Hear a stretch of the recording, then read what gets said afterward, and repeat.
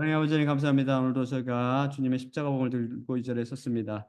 제가 전하는 십자가 복음을 듣는 사람들이 주님께서 전해주신 그대로 받을 수 있도록 인도하시고 제가 주님께 받은 것을 더하거나 빼지 않도록 주님께서 제게 은혜를 더해 주시고 또한 받는 우리 그리스도인들에게도 은혜를 베풀어 주시옵소서. 모든 말씀 우리 주 예수 그리스도 이름으로 기도드립니다. 아멘. 자, 다음 슬라이드 보세요. 본 말씀 읽겠습니다. 본 말씀 읽을 때 다 일어서 주시기 바랍니다. 음, 본 말씀은 마가복음 15장 15에서 22절입니다. 그러자 빌라도가 무리에게 충족하게 행하기를 원하여 바라바를 그들에게 풀어주고 그분께서 십자가에 못 박히시도록 채찍질한 후 예수님을 넘겨주었더라. 그러자 군인들이 그분을 안뜰로 인도하여 갔는데 그것은 총독 관청이고 온 보병대를 그들이 소집하였더라. 그리고 그분을 자색으로 그들이 옷 입혔고 짠 가시 면류관을 그분께 씌웠더라. 그리고 그분께 그들이 인사하기 시작했으니 안녕하십니까 유대인들의 왕이요. 그리고 갈대로 그분의 머리를 계속해서 그들이 때리고 있었고 그분께 조롱하고 있었으며 무릎들을 꿇고 그분께 경배하고 있었더라. 그리고 그분을 그들이 조롱했을 때 그분으로부터 자색을 그들이 못 벗겼고 그분께 그분의 옷을 입혔더라. 그리고 그분을 그들이 십자가에 못 박으려고 그분을 그들이 인도하여 나갔더라. 그리고 시골로부터 지나가던 알렉산더와 루포 아버지 어떤 구레네 사람 시몬을 그분의 십자가를 나르게 하기 위해 그들이 강요했더라. 그리고 그분을 골고다 장소로 그들이 데려갔는데 그것은 헤고로 장소라 번역되더라. 앉아주시기 바랍니다. 지금 우리는 미국 인본주의자들이 70개의 참고 자료를 동원하여 공식 웹사이트 블로그에 게재한 논문 Some Reasons Why Humanists Reject the Bible. 여러분이 이 제목을 그대로 치면 그 웹사이트가 쫙 연결되거든요. 그리고 첫 강의에 제 웹사이트까지 가르쳐 드렸으니까 그 웹사이트 접속해서 그거를 이렇게 영어가 편하신 분은 영어 그대로 읽으시고 편하지 않은 분은 한글로 이렇게 번역해서 읽어보세요. 그러면서 저랑 같이 맞춰보세요, 답을. 인본주의자들의 그들이 갖고 있는 그 궁금점을 우리도 인본주의자들까지 껴안고 가야 될 거 아닙니까? 그렇기 때문에 또한 인본주의자들이 지적한 것도 일리가 있다고요. 무조건 저희가 아니고 그러니까 그걸 통해서 우리가 성경 말씀의 일자 하나님의 초월적인 말씀과 인간들이 생각하는 그런 이성과 감성의 차이가 얼마나 현격한지 하늘과 땅 차이인지를 알아보잔 말입니다. 자, 인본주의자들이 성경을 거부하는 이걸 번역하면 인본주의자들이 성경을 거부하는 몇 가지 이유들을 중심으로 그들이 성경에 대해 갖고 있는 의문점을 하나도 빼놓지 않고 지금 답변해 가고 있습니다. 현재까지. 오늘의 설교를 시작하기 전에 지난 시간에 제가 잘못 말씀드린 것을 바로 잡아 고치고자 합니다. 제가 점은 1차원, 선은 2차원, 공간은 3차원이라고 설명드렸는데 그것은 잘못된 제 기억에 의한 것이고 교정하면 점은 0차원, 선은 1차원, 면은 2차원, 공간은 3차원입니다. 수학 시간에 배웠던 거 기억나지요? 그리고 제가 의사라서 덧붙이는데 사실 자살의 가장 흔한 원인은 우울증입니다. 영어로 hopelessness, 즉 희망 없음, 곧 절망이 가장 중요한 자살의 이유이죠. 인간들은 앞날에 희망이 없을 때 때로 죽음을 선택합니다. 그 후에는 영원한 절망의 상태가 지속하며 돌이킬 수 없는 검은불의 저주가 영속한다는 사실을 전혀 모르기 때문이죠. 십자가 복음을 통해 미래에 대한 부활의 소망을 갖게 되길 바랍니다. 인본주의자들은 계속해서 다음 구절들이 서로 모순이라고 지적합니다. 다음 슬라이드 보여줄까요? 누가 십자가를 졌나요? 요한복음 19장 16에서 18절입니다. 그러므로 그때 그분이 십자가에 못 박히도록 그분을 그들에게 그가 넘겨주었더라. 그래서 예수님을 그들이 건네받았더라. 그리고 그분 자신께 십자가를 지우시고 회고로 장소라 불리는 곳으로 그분께서 나가셨는데 그것은 히브리어로 골고다라 불리더라. 거기에서 그분을 그들이 십자가에 못 박았는데 그분과 함께 또 다른 둘을 여기에 하나 또 여기에 하나 가운데 있는 예수님을 두고 못 박았더라. 또 한 거는 이제 방금 읽은 본문 말씀에서 약간 이제 줄인 거죠. 마가복음 5장 15절과 20에서 22절. 그러자 빌라도가 무리에게 충족하게 행하기를 원하여 바라바를 그들에게 풀어주고 그분께서 십자가에 못 박히시도록 책짓질한 후 예수님을 넘겨주었더라. 중략. 그분을 그들이 조롱했을 때 그분으로부터 자색 옷을 그들이 벗겼고 그분의 옷을 입혔더라. 그리고 그분을 그들이 십자가에 못 박으려고 그분을 그들이 인도하여 나갔더라. 그리고 시골로부터 지나가던 알렉산더와 루포 아버지 어떤 구레네 사람 시몬을 그분의 십자가를 나르게 하기 위해 그들이 강요했더라. 그리고 그분을 골고다 장소로 그들이 데려왔는데 그것은 헤브로 장소라 번역되더라. 여기서 보듯 요한복음 19장 17절은 예수님 자신이 십자가를 지셨다고 증언하며 마가복음 15장 21절은 그곳을 지나가던 구레네 사람 시몬이라고 증언하고 있습니다. 그래서 이것을 모순이라고 인본주의자들이 지적합니다. 여러분도 동의하세요? 이것은 지난 시간 예수님의 탄생과 그 이후 6년까지의 기간처럼 사복음서를 3차원적으로 봐야 하는 이해가 됩니다. 또한 여기에 시간 개념을 넣어 생각해야 합니다. 제가 동생의 도움을 빌려 완성한 시간 순서 사복음서에 따르면 빌라도가 유대인에게 소동이 일어나는 것을 보고 그들을 만족시켜 주려고 아사셀의 염소인 바라바를 광야에 풀어주고 예수님을 십자가에 못 박히도록 군인들에게 넘겨줍니다. 군인들이 그분을 넘겨받자 제일 먼저 한 일이 예수님을 채찍질한 것입니다. 여러분이 혹시 The Passion of the Christ 번역하면 그리스도의 순환 혹은 그리스도의 고난 이런 영화를 봤으면 로마 군인들이 죄수들을 십자가 못 박기 전에 얼마나 잔인하게 채찍질했는지 생생하게 봤을 것입니다. 그 사람은 다 그 역사 기록에 따라서 그 영화를 만들었을 거 아니에요. 당시 로마인들이 죄수들을 신문하거나 고문할 때 썼던 채찍은 단순한 채찍이 아니라 가지고 끝에 쇠나 납, 돌, 뼈 등 날카로운 뭉치가 달려있는 것이어서 그것을 사람을 때리면 살점이 떨어져 나가며 피가 튀는 잔인한 채찍이었습니다. 바로 그 채찍으로 우리 주님께서 고난당하셨던 것입니다. 그리고 그들의 채찍질로 인한 그분의 상처에 의해 우리의 병이 우리의 죄와 사망의 중한 병이 고쳐졌지요. 다음 슬라이드 볼까요? 그분의 채찍 상처에 의해 고쳐진 우리 그리스도인들. 이사야서 53장 5절입니다. 그러나 그분께서 우리의 패역들 때문에 찔리셨고 우리의 불의들 때문에 부서뜨려 주셨으며 우리 평안의 훈육이 그분의 위에 있었고 그분의 채찍 상처에 의해 우리가 고쳐졌노라. 다음이 베드로전서 2장 24절입니다. 그분 자신께서 우리의 죄들을 그 나무 위에서 그 몸 안에 지셨는데 죄들에게 죽고 의에게 우리가 살게 함이니 그분의 채찍 상처에 의해 너희가 고쳐졌노라. 그 다음 로마 군인들은 예수님을 총독 관청으로 끌고 가 왕이 입는 자색 옷을 입히고 가시면류관을 씌우며 붉은 갈대를 지팡이로 그분의 손에 잡게 하고 그분 앞에 무릎 꿇고 경배하며 안녕하세요 유대인은 왕이요 라고 조롱하고 붉은 갈대를 빼앗아 그것으로 계속해서 머리를 때렸습니다. 참고로 이미 설명드렸듯이 여기서 갈대란 한국의 그 흐느느나 가늘한 갈대가 아니라 서양 사람이라든지 아프리카 사람들이 배를 만들 때 쓰던 막대기 같은 그런 굵은 갈대를 가리킵니다. 사람에게 목욕을 주는 가장 좋은 방법은 바로 몸의 어떤 부분보다 머리를 때리거나 침 뱉는 것입니다. 이거 얼마나 모욕적이에요. 뺨을 때리거나 침 뱉고 머리를 때리거나 이거 진짜 모욕적이잖아요. 우리 주님께서 유대인들에게 손으로 얼굴을 맞으시고 침뱉음 당하셨으며 로마 군인들에게 붉은 몽둥이로 머리를 맞으셨습니다.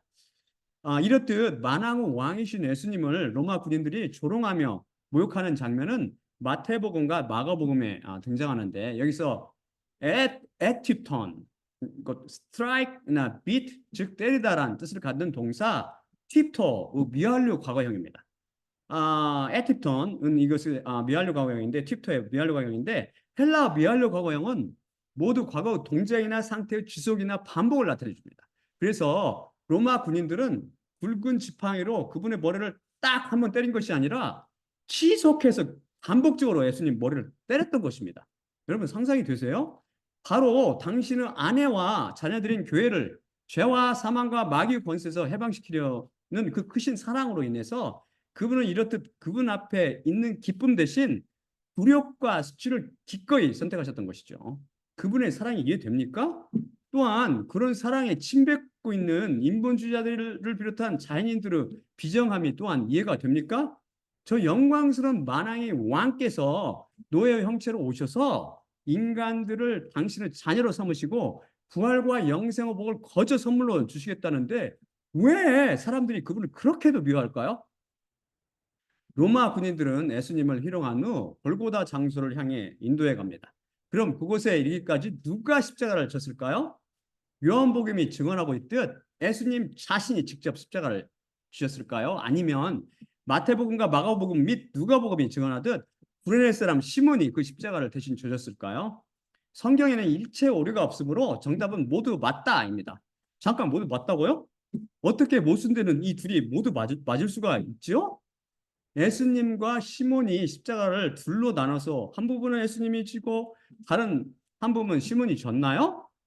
시간 순서 사복음서에 따르면 사복음서를 시간 순서에 따라 즉 사복음서를 시간 순서에 따라 재조합하여 정렬해 보면 요한복음 사건이 먼저 일어났고 그 다음 이어서 공관복음 사건이 일어났습니다. 즉 로마 군인들이 예수님께 먼저 십자가를 지었고 그분께서 지시고 가시게 하다가 시골에서 오던 구레네 사람 시몬에게 십자가를 양도하여 그로 하여금 나머지 구간을 지게 했던 것이죠. 왜 그랬을까요? 그것은 예수님께서 제사장들과 장로들을 비롯한 유대 지도자들에게 밤새 신문당하시고 유대인들에게 맞으셨으며 또한 빌라도와 헤롯에게 신문당하셔서 이미 지쳐 있으셨는데 거기다가 로마 군인들에게 무지막지한 그 채찍을 맞으셔서 부상당하셔서 그 십자가를 계속 지시고 가실 수 없을 정도로 기진맥진해지셨기 때문입니다. 그분은 그 무거운 십자가를 지시고 가시다가 몇 번이나 주저앉으셨는지도 모르고 쓰러지셨는지도 모릅니다. 그때 하나님께서 준비해 주셨던 한 사람을 보내십니다. 그가 바로 구레네 사람 시몬으로 이 사람에 대해서는 공관복음이 모두 기록하고 있는데 저는 그가 마침 예수님께서 십자가를 지고 가실 때 시골로부터 나타난 것은 절대 우연이 아니라고 믿습니다. 구레네 사람 시몬은 이미 창세 전부터 아니 정확히 표현해서 창세 때부터 예비된 사람입니다. 이 사람이 연루된 이 사건이 놀라운 영적 의미를 갖고 있기 때문이죠. 구레네 사람 시몬이란 사람은 어떤 의미를 가집니까? 이 사람이 예수님의 십자가를 잠깐 져주는 엑스트라 노스를 했다면 왜 굳이 공관복음이 그의 가족 관계까지 수상히 기록하고 있을까요? 그는 알렉산더와 루포라는 이들의 아버지였는데 시골에서 올라와 마침 그곳을 지나가다가 로마 군인들에게 붙들려 예수님의 십자가를 지게 되었다고 성경은 증언합니다. 이 사람은 예수님을 위해 준비된 사람이었습니다. 창세 때부터 말이죠. 사실 하나님께서 다스리는 이 우주 내에 우연이란 절대 있을 수 없죠. 우리 하나님은 자비하시며 공의를 풍성하신 아버지십니다. 독생자 예수님께서 신문을 당하시고 채찍과 희롱과 고난을 당하시는 것을 방관만 하고 계시지 않으셨습니다. 힘들고 지쳐서 몸조차 가눌 수 없는 그 아들을 위해 그 무거운 십자가를 대신 질 사람을 예비해 주셨던 것입니다. 이것이 무엇을 말합니까? 예수님께서 십자가 지시는 것을 회피하셨다는 의미입니까? 그분은 쓰러지고 또다시 넘어지도록 십자가를 지셨을 것입니다. 로마 군인들이 십자가를 대신 질 사람을 구할 정도로 힘이 붙이도록 말입니다. 그럼 왜 구레네 사람 시몬을 예비해 두셨을까요? 바로 우리가 고난과 어려움을 당할 때 하나님께서 방관만 하시지 않으신다는 것을 밝히 드러내 보여주시기 위함입니다. 구레네 사람 시몬을 예비하신 하나님께서 우리가 무거운 짐을 지고 비틀거릴 때 우리를 위해 십자가를 대신 질 사람을 보내주십니다. 사랑이신 하나님께서 우리가 십자가를 지고 쓰러지도록 못 본 채 하지 않으실 것입니다. 다음 슬라이드 볼까요? 인간의 연약함을 입으신 하나님. 그분이 바로 예수님이시죠. 히브리서 4장 14에서 18절입니다. 그러므로 하늘들을 통과하여 가신 거대한 대제사장 하나님의 아들 예수님을 갖고 있으니 우리가 그 고백을 붙잡도록 하자. 왜냐하면 우리가 우리의 병약함을 동정하지 못하는 대제사장을 갖고 있지 않고 죄가 없으시나 모든 것을 따라 인간과 유사하게 시험을 받으신 대제사장을 갖고 있기 때문이라. 그러므로 자비를 받고 그 적시의 도움에 이르는 은혜를 갖기 위해 담대함과 함께 은혜의 보좌에 나아가도록 하자. 다음은 고린도전서 10장 13절입니다. 인간적인 시험 외에 시험이 너희를 붙잡고 있지 않으니 하나님께서는 신실하셔서 그분께서는 너희가 할 수 있는 것을 넘어서 너희가 시험 받음을 허락하지 않으시고 오히려 견뎌낼 수 있도록 그 시험과 더불어 빠져나갈 길을 만드시리라. 얼마나 감사한 말씀입니까? 하나님 한 분만 신실하십니다. 신실하시다는 말씀은 우리가 믿고 맡길 수 있다는 말씀입니다. 우리가 하나님을 맘 놓고 믿을 수 있는 이유는 그분이 우리들의 연약함과 부족함을 너무도 잘 아시기 때문입니다. 그분은 우리의 아픔과 슬픔과 연약함을 동정하십니다. 예수님은 연약하신 하나님, 고난을 주신 하나님, 십자가를 지신 하나님이십니다. 십자가 고난과 고통을 몸소 겪으신 하나님께서 우리를 결코 혼자 버려두지 않으십니다. 우리가 아파서 괴로워서 외로워서 슬퍼서 울고 있을 때 그 십자가를 대신 져주십니다. 그분은 같은 아픔과 괴로움과 외로움과 슬픔을 겪으셨기 때문입니다. 그래서 우리는 끝이 안 보이는 캄캄한 절망 속에서도 오히려 기뻐하고 감사할 수 있는 것이죠. 도대체 우리 하나님 같은 신이 어디 있단 말입니까? 인본주의자들이 모순이라고 생각했던 성경 속에 큰 비밀이 숨어 있었습니다. 그래서 초월적인 하나님 말씀은 인간의 이성과 감성으로는 절대 헤아리거나 판단할 수 없는 것이죠. 그분의 책을 성급히 헤아리고 판단하는 것은 하나님의 놀라운 뜻을 몰라 그분을 욕되게 할 뿐입니다. 그런 죄에 빠지지 않게 해달라고 기도합시다. 그분은 여호와 예수 그리스도를 몰라보고 등을 돌리는 인본주의자들을 죽기까지 사랑하십니다. 그 다음 인본주의자들이 모순된다고 의문을 제기한 것이 다음 구절들입니다. 다음 슬라이드 볼까요? 과연 어떤 강도가 예수님을 비방했나요? 마태복음 27장 44절입니다. 그리고 그분과 함께 같이 십자가에 못 박혔던 그 강도들도 동일하게 그분을 비난하고 있었더라. 다음은 누가복음 23장 39에서 43절입니다. 그러자 매달렸던 행악자들 중 하나가 그분을 신성모독하며 이르되 내 자신이 그리스도가 아니냐 내 자신과 우리를 구원하라. 그러자 다른 행악자가 대답하였고 그를 꾸짖으며 화건하였으니 내가 동일한 정죄 안에 있으면서 내 자신이 하나님을 두려워하지 않느냐. 한편 우리 자신은 정당하게 정녕 우리가 행동했던 것에 마땅히 되돌려 받고 있지만 다른 한편 이분은 아무것도 부적절한 것을 행동하시지 않으셨노라. 그리고 그가 일렀으니 예수님 당신의 왕국 안으로 오실 때 저를 기억하소서. 그러자 그에게 그분께서 말씀하였으니 진실로 너에게 내가 이르노니 오늘 나와 함께 낙원 안에 내가 있으리라. 여기서 보듯 마태복음은 십자가에 예수님과 함께 매달렸던 두 강도들 모두 예수님을 비난했다고 증언하고 있으며 누가복음은 오직 한 강도만 예수님을 신성모독했다고 증언합니다. 어떤 것이 맞나요? 당연히 둘 다 맞죠. 어찌 성경 말씀에 오류나 모순이 있을 수 있겠습니까? 이에 대한 속 시원한 해답은 이미 제가 받은 계시를 바탕으로 눈에 보이듯 그림처럼 아름답게 제32강에서 증언해 드렸습니다. 그것을 다시 들어보기 바랍니다. 그 다음으로 인본주의자들이 제기한 의문은 예수님께서 십자가 위에서 하신 마지막 말씀이 무엇이냐는 것입니다. 사복음서들이 마태복음과 마가복음을 빼고 왜 서로 다르냐는 것이죠. 마태, 마가, 누가, 요한복음 순으로 살펴볼까요? 다음 슬라이드 보여주세요. 예수님께서 십자가 위에서 어떤 말씀을 마지막으로 하셨을까요? 마태복음 27장 46절 그리고 9시경 예수님께서 거대한 음성으로 소리쳐 이르시되 엘리 엘리 레마 사박타니 이것은 나의 하나님 어찌 나를 버리셨나이까 라는 뜻이라. 마가복음 15장 34절 그리고 9시에 예수님께서 거대한 음성으로 소리쳤으니 엘로이 엘로이 레마 사박타니, 그것은 번역되기를 나의 하나님 어찌 나를 버리셨나이까. 다음이 누가복음 23장 46절. 그리고 예수님께서 거대한 음성으로 목소리 내시며 말씀하셨으니 아버지 당신의 손들 안에 제 영을 맡기나이다. 그리고 이것을 말씀하신 후 그분께서 마지막 호흡을 내쉬셨더라. 요한복음 19장 30절. 그러자 예수님께서 포도주 식초를 받으셨을 때 말씀하셨으니 그것이 이루어졌노라. 그리고 머리를 숙이시고 그 영을 아버지께 맡기셨느니라.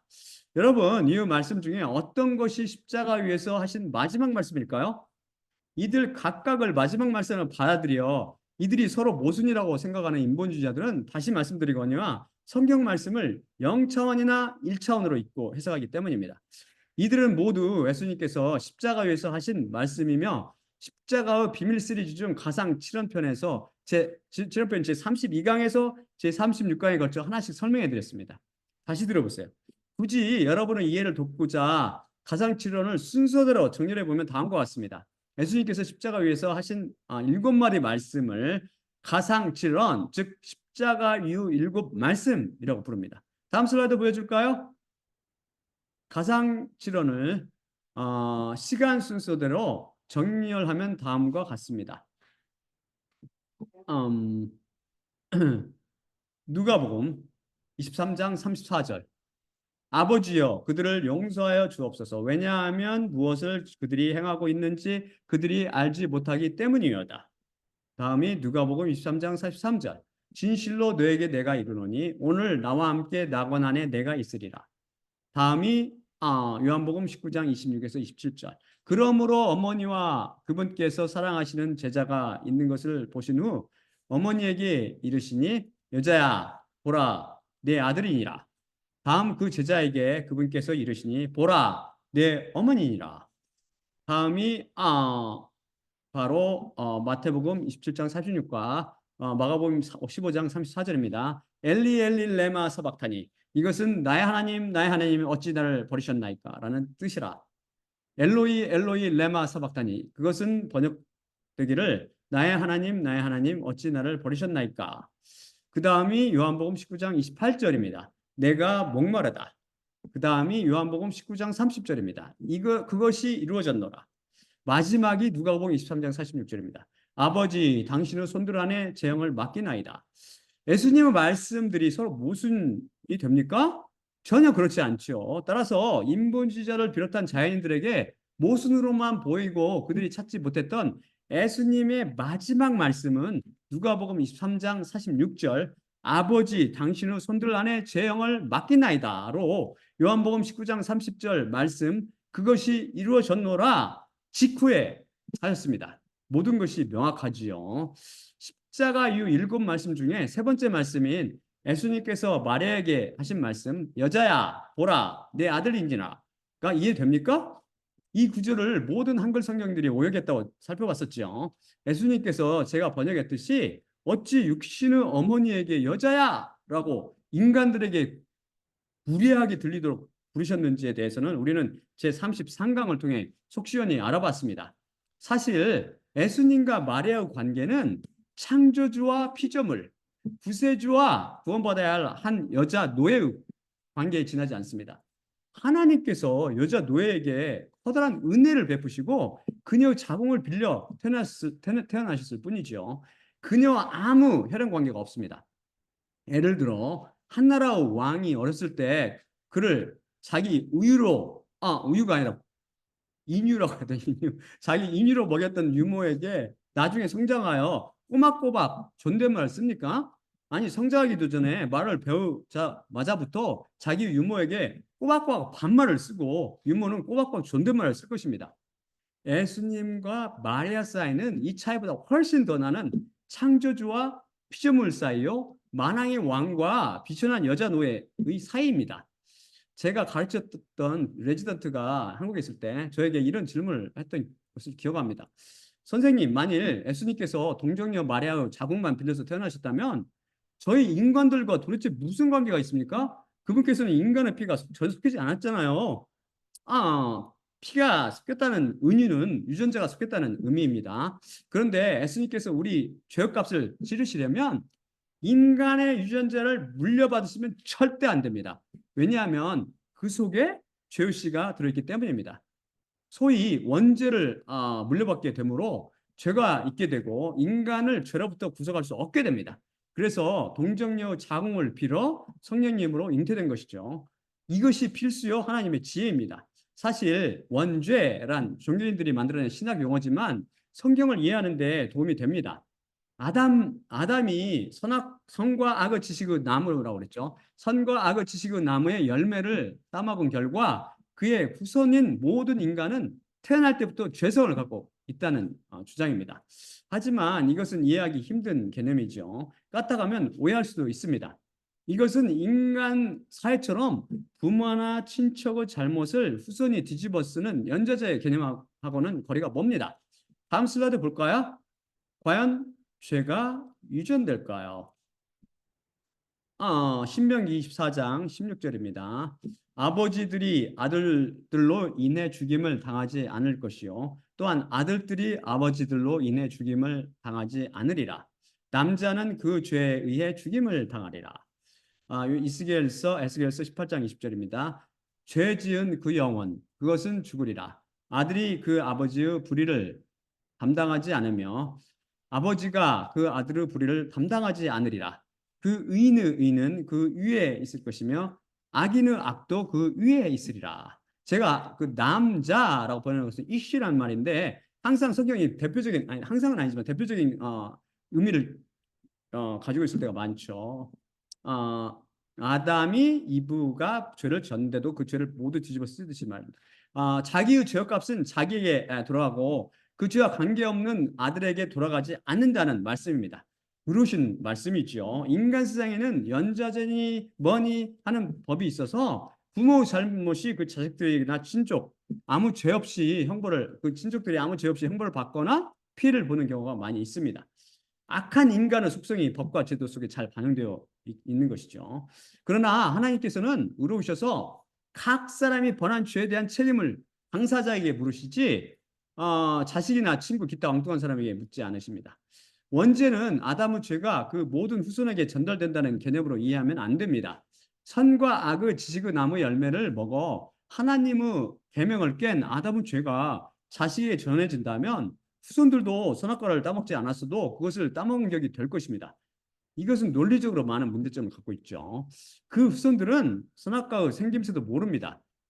따먹지 않은 것을 따먹었다고 덮어 씌울 수 없지 않습니까? 그리고 아담과 하와가 인간으로 살면서 저지른 수많은 죄악들 중에 왜 하필이면 선악과를 따먹은 죄만 전달됩니까? 이렇듯 죄가 한 명의 인간에서 그 후손에게 유전될 수는 없습니다. 원죄는 죄가 유전된다는 것이 아니라 죄의 속성이 유전된다는 것입니다. 죄를 지은 행위가 자손에게 유전된다는 것이 아니라 죄를 짓고자 하는 성향이 유전된다는 것이죠. 그래서 죄가 더럽고 무서우며 심각하고 끔찍한 것입니다. 아담은 죄를 범하여 하나님의 거룩한 속성들을 잃고 하나님의 영광에 이를 수 없게 되었습니다. 쉽게 말해서 포도나무가 가시나무로 타락해버린 것이죠. 이제 죄를 범한 아담 속에는 하나님의 형상 대신 아담의 형상이 있습니다. 선하고 거룩한 하나님의 모습 대신 죄악된 인간의 속성이 그의 육체 속에 가득 찬 것이죠. 가시나무가 포도 열매를 맺을 수 없습니다. 마찬가지로 타락한 아담이 낳은 자는 거룩하고 죄 없는 하나님의 형상을 담지 않고 더럽고 죄 많은 아담을 담게 되어 있습니다. 외모뿐 아니라 그 죄악스러운 속성을 가지고 태어난다는 것입니다. 가시나무에서 가시나무가 나오는 것이죠. 우리는 악하기에 그 악한 것에서 선한 것이 나올 수 없습니다. 그래서 가시나무 씨 속에 가시나무 속성이 들어있듯이 아담의 정자 속에는 아담의 속성, 즉 죄악된 속성이 들어 있었던 것입니다. 그래서 그 자식도 그 형상을 닮아 태어나게 되는 것이죠. 죄는 유전되지 않되 죄의 속성은 유전되는 것이죠. 그래서 우리는 모두 죄악의 속성을 갖고 잉태되는 것입니다. 우리가 가진 우리의 씨가 죄성, 곧 죄의 성향을 가진 씨라는 말씀이죠. 당연히 아담에게 나온 후손도 그 속성을 따라 죄를 지게 되어 있습니다. 하나님을 거슬리는 성향을 가지고 태어나는 것이죠. 소는 풀을 먹는 성향을 갖고 태어나고 호랑이는 고기를 먹는 성향을 갖고 태어났듯이 인간은 죄를 저지르는 성향을 가지고 태어난다는 것입니다. 요즘 유전학을 통해 밝혀지고 있는 사실은 마약 중독이나 술 중독, 병적 도박 등은 병적 동화 등을 포함한 많은 죄악된 성향, 심지어 술, 담배를 절제하지 못하는 절제 못하는 그런 성향은 부모로부터 그런 유전자를 물려받았기 때문이라는 것입니다. 물론 마약이나 술 중독, 병적 도박 등을 모두 유전자 탓으로만 돌리고 방법만 할 수는 없겠지요. 인간은 어떤 행위 성향을 100% 모두 유전학적 측면에서 설명할 수는 없습니다. 인간은 환경 영향을 동시에 받기 때문입니다. 여하튼 인간의 죄악된 성향이 유전자의 영향을 받음을 부인할 수 없으며 죄의 성향이 유전된다는 진리를 뒷받침해주는 과학적 사실입니다. 그런데 이것은 하나님의 잘못이 아니라 죄를 범한 아담의 잘못이며 또한 죄의 무서운 속성을 반영하는 것입니다. 죄의 성향이 유전된다는 사실은 역으로 죄가 참으로 존재하며 영과 육체까지 엄청난 영향을 미친다는 진리를 증명해 줍니다. 가상적인 것이 우리를 변화시킬 수 있습니까? 그런데 죄는 우리를 죽였을 뿐 아니라 우리의 영과 영혼과 육체를 완전히 변화시켜 버렸고 이 변화된 속성들은 유전을 통해 자손들에게까지 영향을 미치게 되었습니다. 죄가 가상이 아니라 실체로 존재하는 것이기에 가능한 것입니다. 그래서 예수님께서 인간의 피, 곧 유전자가 섞이면 절대 안 됩니다. 그런데 단순히 인간은 유전자가 섞이지 않았다고 인간들과 관계가 없다고 말할 수 있나요? 아닙니다. 첫째, 그분은 우리와 똑같은 완벽한 인간 육신을 갖고 태어나셨습니다. 완전한 인간이셨던 것이죠. 반절은 하나님이고 반절은 인간이셨던 게 아니었다는 말씀입니다. 인간이 자꾸 시험에 들고 유혹에 넘어지는 것은 연약한 이 육신 때문에 그렇습니다. 그래서 우리는 이 연약한 육신을 입고 있는 한 죄 가운데 살 수밖에 없습니다. 우리는 육신을 벗는 그때, 즉 육신이 완전한 구속을 받는 그날 진실로 죄로부터 해방될 것입니다. 그래서 죄를 절감하며 사는 우리 그리스도인들이 간절히 바라는 것은 육신의 구속입니다. 이 육신의 장막을 벗어버리고 부활하여 새 몸을 덧입게 되기를 소망하는 것이죠. 예수님께서 죄에 넘어가지 않도록 특수 재질로 만든 육신을 입으셨던 것이 아니라 우리처럼 재질이 흙으로 된 연약한 육신을 입고 사셨습니다. 그분은 우리 인간들과 똑같이 굶으면 줄이셨고 피곤하면 본이 주무시기도 하셨습니다. 그래서 밤새 신문을 받으신 후 다시 채찍에 맞아 몸이 많이 상하셨는데 거기다 십자가를 지우자 너무 힘에 겨워서 구레네 사람 시몬이 대신 짊어져야 할 정도였습니다. 우리처럼 육신의 연약함을 경험하며 사셨던 것이죠. 히브리서 4장 15절은 예수님께서 우리와 똑같이 유혹을 받으셨다고 증언합니다. 그것은 그분께서 육신의 연약함에 쌓여 계셨음을 말씀하는 것입니다. 하지만 유혹에 넘어져서 죄를 지으시지는 않으셨습니다. 인간의 연약함을 입으셨지 인간의 죄성을 입으신 게 아니셨죠. 인간의 죄와는 관계없으시되 모든 면에서 완전한 인간이셨기에 그분은 십자가를 통해 인간을 구속하실 수 있으셨던 것입니다. 인간은 유전자가 섞여 있지 않다고 인간과 관계없다고 말할 수 없는 둘째 이유는 인류 역사상 그런 사람이 또 있었기 때문입니다. 그게 누구입니까?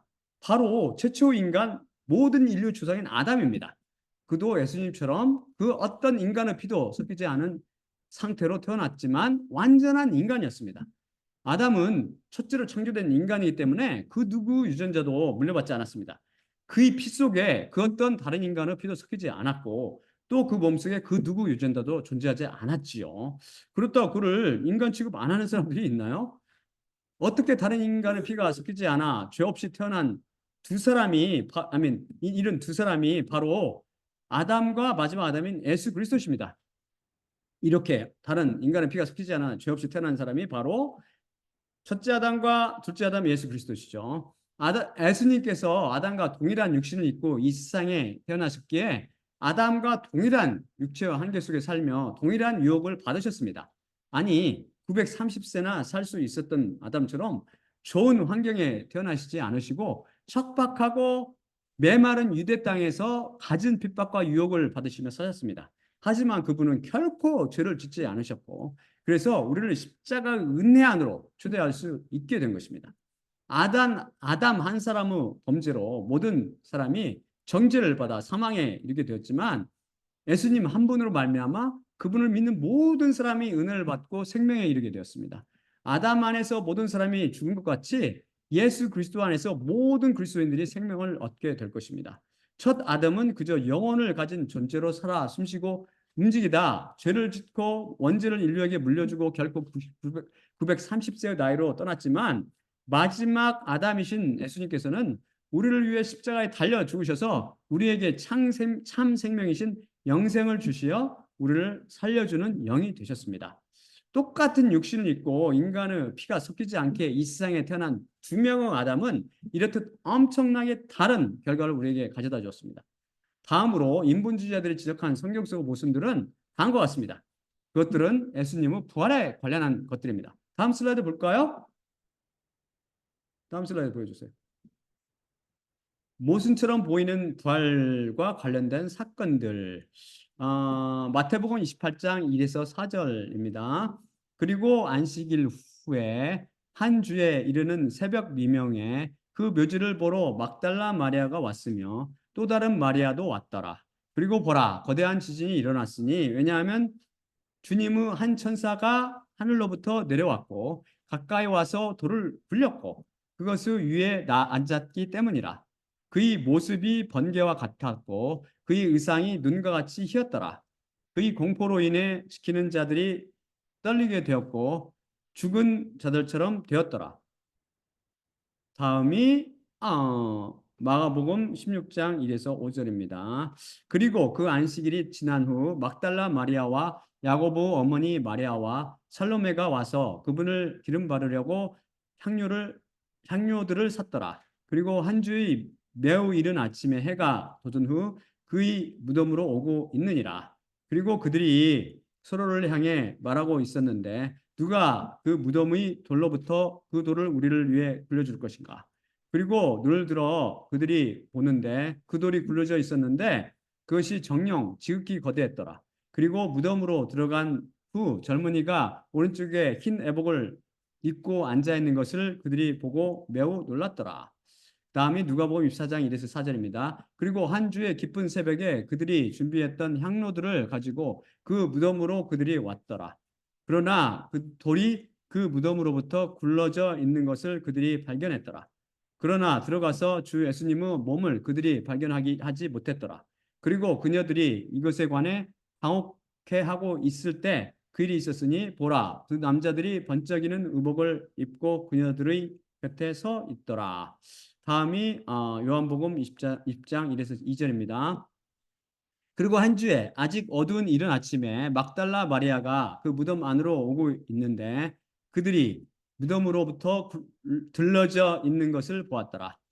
그러므로 그녀가 달리고 또한 시몬 베드로와 예수님께서 좋아하셨던 그 또 다른 제자에게 와 그들에게 이르기를 주님을 무덤으로부터 그들이 드러냈으나 그들이 그분을 어디에 두었는지 우리가 모르노라. 여기서 막달라 마리아는 전부 현재형으로 쫙 말하죠. 그대로 축제로 변했어요.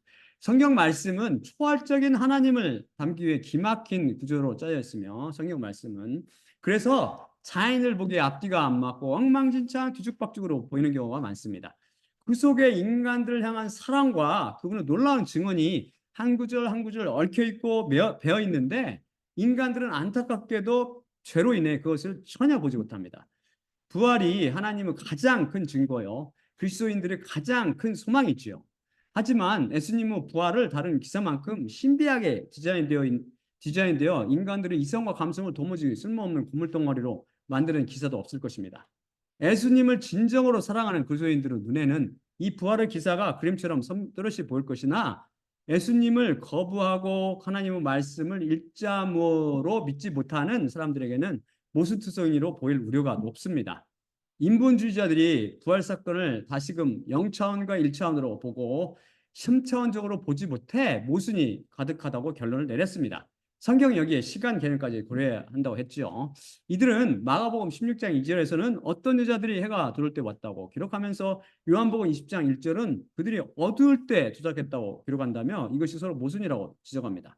그리고 누가복음 14장 2절은 무덤이 그녀들이 도착했을 때 열려 있었는데 마태복음 28장 1에서 2절에서는 그것이 닫혀 있다고 기록한다며 이것 또한 모순이라고 지적합니다.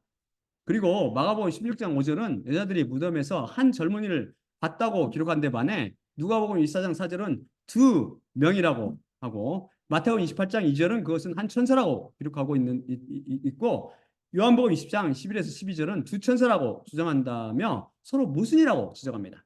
그리고 무덤에 온 여자들의 정체와 또 여자들이 본 남자들이나 천사들이 무덤 안에 있었는지 밖에 있었는지 서 있었는지 앉아 있었는지 막달라 마리아가 예수님을 처음 봤을 때 그분을 알아봤는지 등등에 관한 기록에 성경들 사이에 서로 모순이 있다고 주장합니다. 왜 이렇게 말씀을 눈을 뜨고도 전혀 보지 못하도록 기록되어 있을까요? 그것이 오직 성령님을 통해 믿음의 눈을 가진 사람들만 볼 수 있도록 디자인되어 있기 때문입니다. 저는 사람들이 그것을 못 보는 것이 오히려 신기합니다. 안타까운 일이지요. 하나님의 지혜와 사랑을 보지 못해서 그것을 오리오 모순이며 잔인함과 미움으로 인식하기 때문입니다. 부활의 기사 또한 3차원적으로 기묘하게 재편하여 이해해야 그림이 뚜렷이 드러납니다. 예수님 부활 후 초기 사건을 사복음서를 연결해서 말씀드리면 다음과 같습니다.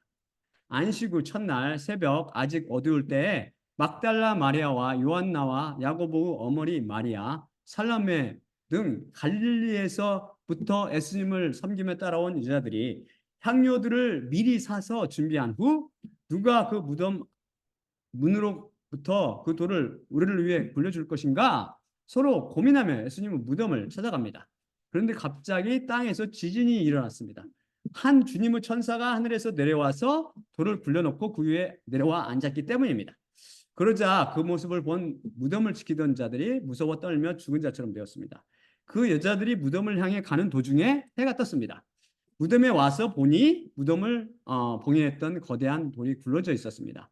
그들이 무덤 안으로 들어가 보니 예수님의 시신이 보이지 않았습니다. 그들이 당혹해하고 있을 때 막달라 마리아가 밖으로 뛰어나가서 시몬과 베드로와 요한에게 달려가서 주님을 무덤으로부터 그들이 드러냈으나 그들이 그분을 어디에 두었는지 우리가 모르노라 전합니다. 마리아가 제자를 데리러 나간 사이에 같이 왔던 여자들이 무덤 안에서 당혹해하고 있을 때 문득 한 젊은이가 그들 오른쪽에 흰 애복을 입고 앉아 있는 것을 보고 놀라는데 고개를 돌려 보니까 흰 옷을 입은 다른 남자가 서 있었고 그 앉아 있던 오른쪽에 있던 그 젊은이가 그때 쫙 일어났습니다. 정확히 딱딱 맞잖아요. 그때 이 빛난 흰 애복을 입은 두 젊은이들 곧 천사들은 예수님께서 부활하셨으며 먼저 갈릴리로 가실 터이니 제자들에게 가서 이것을 알리라고 여자들에게 말합니다. 그러자 여자들이 무덤 밖으로 빨리 나가서 제자들에게 이 좋은 소식을 전하라고 뛰어갑니다. 한편 베드로와 요한에게 예수님의 시신이 사라졌다는 소식을 전했던 막달라 마리아는 이 두 제자들을 데리고 다시 무덤으로 돌아옵니다. 두 제자들을 인도한 마리아와 나머지 여자들의 길이 서로 엇갈린 것은 예루살렘의 길이 엄청나게 많았기 때문이죠. 그래서 이 기사는 더욱더 신비성을 더합니다. 이 두 제자 중 요한은 몸만 구부려서 무덤 안을 살펴보고 암호포가 놓인 것만 확인합니다. 그런데 베드로는 무덤 안으로 직접 들어가서 시신이 없어진 것과 암호포와 머리를 쌌던 수건이 놓여 있는 것을 받고 이후 두 제자는 다시 돌아갑니다. 한편 마리아는 돌아가지 않고 예수님의 시신이 없어진 것에 대해 무덤 밖에서 울면서 몸을 구부려 무덤 안을 보고 두 천사가 예수님의 누우셨던 자리에 머리 쪽을 향해 그리고 발 쪽을 향해 앉아 있는 것을 보았는데 그들이 왜 우냐고 묻자 내 주님을 그들이 드러냈으나 어디에 그분을 그들이 두었는지 제가 모르고 있나이다 대답합니다. 다음 슬라이드 볼까요? 다음 슬라이드는 바로 부활 후 처음으로 마리아에게 나타나신 예수님에 대한 요한복음의 증언이죠. 요한복음 20장 14에서 18절입니다. 이것을 말한 후 그녀가 뒤쪽으로 돌이켰고 예수님께서 서 계신 것을 봤으나 그분이 예수님이신 것을 알지 못했더라. 예수님께서 그녀에게 이르시되 여자야 왜 내가 울고 있느냐 누구를 내가 구하고 있느냐 그가 정원사라고 생각하며 저가 그분께 이르기를 주님 만일 당신 자신이 그분을 지고 갔으면 어디에 그분을 두셨는지 저에게 말씀하소서 그러면 제 자신이 그분을 나르리이다. 예수님께서 그녀에게 이르시되 마리아야 하시니 뒤로 돌은 후 저가 그분께 히브리어로 이르되 크라브니 이것은 선생님이여 라 불리는 것이라. 예수님께서 그녀에게 이르시되 나를 만지지 말라. 왜냐하면 아직 아버지께 내가 올라가지 못했기 때문이라. 그리고 내 형제들에게 너는 가서 그들에게 말하라. 내 아버지와 너희 아버지께 내 하나님과 너희 하나님께 내가 올라가노라. 막달라 마리아가 가서 제자들에게 내가 주님을 보았고 이것들을 그녀에게 말씀하셨다고 그녀가 보고했더라. 어때요? 부활 이후 초기 사건이 전혀 모순 없이 아름다운 한편의 그림으로 그려지죠. 인본주의자들은 천사가 날개를 달고 있다고 생각한 건 하는 것 같습니다. 캐러빔, 곧 그룹들은 날개를 가지지만 이들은 천사가 아닙니다. 이거에 대한 비밀도 나중에 풀리겠지만 성경에 등장하는 천사들은 다 날개 없이 보통 사람의 형상을 입고 있습니다. 하지만 날 수 있습니다. 날 수 있어요. 그들은 날개 없이. 그들은 빛나는 흰 애복을 입고 있지요. 마리아가 그들을 사람들로 오인한 것이라든지 소돔과 고모라 사람들이 그들을 사람들로 오해할 정도로 보통의 남자의 모습입니다. 그래서 여기 나온 두 남자들은 주님이 보내신 두 천사임을 알 수 있습니다. 성경 말씀이 절대 오류가 있을 수 없는 절대 진리임을 오늘도 다시 확인할 수 있었습니다. 이 생명 말씀이 십자가 보면 우리 전부를 맡기고 부활하신 예수님만 바라보며 부활과 휴거 소망을 안고 살아갑시다. 자, 그럼 마지막으로 다음 슬라이드 볼까요? 고린도전서 11장 23에서 26절을 읽고 마치겠습니다. 내가 너에게 전한 것은 주님께 받은 것이니 곧 주 예수님께서 잡히시던 밤에 떡을 취하시고 감사하신 후 떼어 이르시되 이것은 너희를 위하는 내 몸이니 이것을 행하여 나를 기억하라 하시니라. 19회 또한 그와 같이 잔을 취하시고 이르시되 이 잔은 내 피로 세운 새 언약이니 이것을 행하여 마실 때마다 나를 기억하라 하시니라. 그러므로 너희가 이 떡을 먹으며 이 잔을 마실 때마다 주님의 죽으심을 그분이 오실 때까지 전파할지니라. 예수님은 몸과 피로 상징되는 떡을 떼며 잔을 마실 때마다 예수님을 통해 우리의 연약함을 체험하시어 우리가 어려울 때 구레네 사람 시몬을 보내주시는 예수님만 바라봅시다. 또한 나의 십자가를 기억하고 내가 다시 올 때까지를 전파라고 말씀하신 예수님과 그분의 죽으심을 기억하고 전하며 일자무하며 절대 진리인 성경 말씀을 통해 예수님의 부활을 믿고 휴거와 부활에 참여할 날을 소망하며 살아갑시다. 자, 그러면 제가 기도하고 마치도록 할게요. 사랑의 아버지 하나님 감사합니다. 오늘도 말씀 주시면 감사합니다. 오늘 말씀을 통해서 이로부터 나지 못한 자연인들이 안타깝게도 성경의 오류라고 생각했던 것들이 속에 오히려 놀라운 하나님의 은혜가 숨어 있음을 발견했고 놀라운 하나님의 지혜가 들어 있음을 발견했으며 또한 그 모든 것이 참이고 오류가 없음을 다시 한번 증명할 수 있게 되었습니다. 아버지 하나님 우리가 이런 절대 오류가 없는 진리, 우리 성경 말씀을 붙잡고 갈 수 있도록 인도하시고 더더욱더 우리 하나님을 두려워하며 성경 말씀을 두려워할 수 있도록 주님께서 우리 사랑하는 그리스도인들을 붙잡으시고 그들 마음 가운데 또한 하나님을 두려워하는 마음을 심어 주시옵소서. 또한 이 십자가 복음을 통해서 피해 담가진 말씀들이 뿌려질 때 그들이 우리 사랑하는 사람들을 마음밭에 뿌렸어요. 그것이 자라서 결국은 그들을 위로부터 날 수 있게 주님께 은혜를 베풀어 주시옵시고 앞으로도 계속 말씀을 우리가 주님의 말씀을 살펴볼 때 그 말씀들을 통해서 또한 역사하여 주시옵소서. 모든 말씀 우리 주 예수 그리스도 이름으로 기도드립나이다. 아멘, 아멘, 아멘.